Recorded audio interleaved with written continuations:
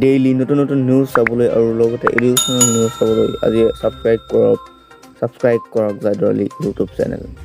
অসমত আকৌ 5,803 জনৰ ধৰাৰ পৰা কোভিড পজিটিভ। ইয়াৰে 1,481 জন লোক কামৰূপ মেট্ৰৰ। ইফালে 486 জন কামৰূপ গ্ৰাম্যৰ, 392 জন ডিব্ৰুগড় আৰু 275 জন নগাঁৱৰ। মুখ্যমন্ত্ৰী ডক্টৰ হিমন্ত বিশ্ব শৰ্মা মন্ত্ৰীসভাত সোমবাৰে 13গৰাকী মন্ত্ৰীয়ে শপত গ্ৰহণ কৰে। মন্ত্ৰীসভাত ইউপিপিএলৰ এজন আৰু অগপৰ দুজনকৈ মন্ত্ৰীয়ে স্থান লাভ কৰে।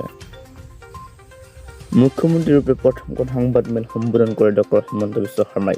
শান্তি আলোচনাৰ বাবে সংযুক্ত মুক্ত বাহিনীৰ অসমৰ সেনাধ্যক্ষ প্ৰয়োগ কৰোৱাক আহ্বান জনায় মুখ্যমন্ত্ৰী ডক্টৰ হিমন্ত বিশ্ব শৰ্মাই।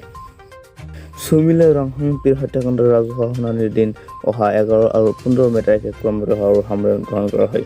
এই কাৰ্যক সৰুসুৰাতে জনজাতীয় ছাত্ৰ সংগঠন অসমে আদৰণি জনায়। দিল্লীৰ মুখ্যমন্ত্ৰী অৰবিন্দ কেজৰিৱালে কোভিড ভেকচিন, অক্সিজেন যোগান আৰু বিচনাকে ধৰি চিকিৎসা সুবিধাৰ ক্ষেত্ৰত ৰাজনীতি কৰাৰ অভিযোগ উত্থাপন কৰিছে বিজেপিৰ ৰাষ্ট্ৰীয় মুখপাত্ৰ সম্বিত পাত্ৰই। মুখ্যমন্ত্ৰী হিচাপে ডক্টৰ হিমন্ত বিশ্ব শৰ্মাই প্ৰথম পদক্ষেপ গ্ৰহণ কৰে। মুখ্যমন্ত্ৰীৰ প্ৰধান সচিবৰূপে নিযুক্তি প্ৰদান কৰা হৈছে সমীৰ সিংহাক। পূৰ্বে বিত্ত স্বাস্থ্য বিভাগৰ প্ৰধান সচিব আছিল তেখেত। নাজিৰাৰ 7-6 গাঁৱৰ বৰচাপৰিত হৃদয়বিদাৰক ঘটনা সংঘটিত হয়। ঘৰৰ ভিতৰতে আত্মহনন কৰে পিতৃকন্যাই।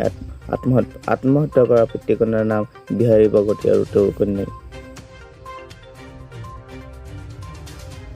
কৰোনাত আক্ৰান্ত হৈ মৃত্যু হোৱা লোকৰ সন্তানলৈ মেঘালয়ৰ মহাত্মা গান্ধী বিশ্ববিদ্যালয়ত বিনামূলীয়া নামভৰ্তিৰ সুবিধা। বিভিন্ন বিভাগত নামভৰ্তিৰ সুবিধা লাভ কৰিছে ছাত্ৰ-ছাত্ৰীসকলে। মুখ্যমন্ত্ৰী ডক্টৰ হিমন্ত বিশ্ব শৰ্মাৰ শপত গ্ৰহণ অনুষ্ঠানত বিজেপিৰ ৰাষ্ট্ৰীয় সভাপতি জে পি নাড্ডা উপস্থিত থকাৰ লগতে ৰিপুন বৰা, হাগ্ৰামা মহিলাৰী, ৰকিবুল হুছেইন, AIUDFৰ নেতা উপস্থিত থাকে। শপত গ্ৰহণৰ পূৰ্বে ডক্টৰ হিমন্ত বিশ্ব শৰ্মাই শুৱালকুছিৰ ঈশ্বৰ শ্ৰী হাতী সত্ৰ, দৌলগোবিন্দ মন্দিৰ আৰু কামাখ্যা মন্দিৰত উপস্থিত হৈ ৰাজ্যবাসীৰ কপফল কামনা কৰে মুখ্যমন্ত্ৰী ডক্টৰ হিমন্ত বিশ্ব শৰ্মাই।